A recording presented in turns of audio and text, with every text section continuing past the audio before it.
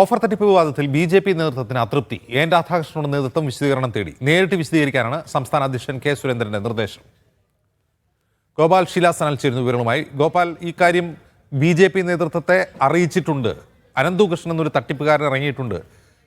പ്രമീള ദേവിയുടെ PA ആണ് എന്ന് പറഞ്ഞ് തട്ടിപ്പിനിറങ്ങിയിട്ടുണ്ട്. അയാൾ ഇന്ത്യ വിൽക്കും എന്ന് ബി.ജെ.പി. നേതൃത്വത്തിനും RSS നേതൃത്വത്തിനും കത്തയച്ചിട്ടുണ്ട് എന്നാണ് കെ ഗീതാകുമാരി പറഞ്ഞത്. കെ സുരേന്ദ്രൻ ഇതൊന്നും അറിഞ്ഞില്ല എന്ന മട്ടിൽ എൻ രാധാകൃഷ്ണനോട് വിശദീകരണം തേടുകയാണോ?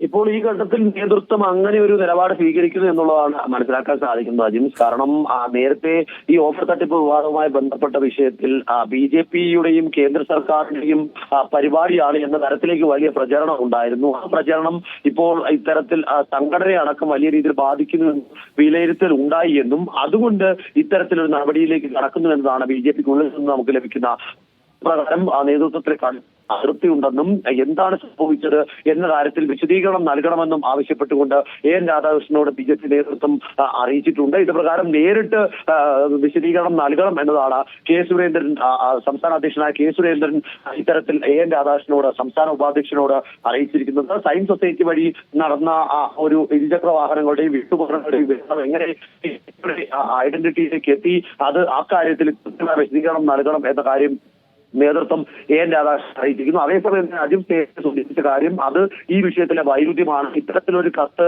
BJP നേതൃത്വം തന്നെ നൽകിയിട്ടുണ്ടെങ്കിൽ അതിൽ കൃത്യമായ ബോധ്യം നേതൃത്വത്തിന് അറിയാം എന്നുള്ളത് കൊണ്ട് തന്നെയാണ്. എന്നിട്ടും ഇത്തരത്തിൽ ഒരു വിശദീകരണം തേടിയിരിക്കുന്നത് തങ്ങളുടെ ഭാഗത്ത് തെറ്റില്ല, നേതൃത്വത്തിന് ഇതുമായി ബന്ധപ്പെട്ട് തെറ്റില്ല എന്ന കാര്യത്തിൽ അങ്ങനെ ഒരു സാധ്യത കൂടി തുറക്കുന്നതിന് വേണ്ടിയാണ് എന്ന് വേണം ഈ ഘട്ടത്തിൽ അനുമാനിക്കുന്നത്.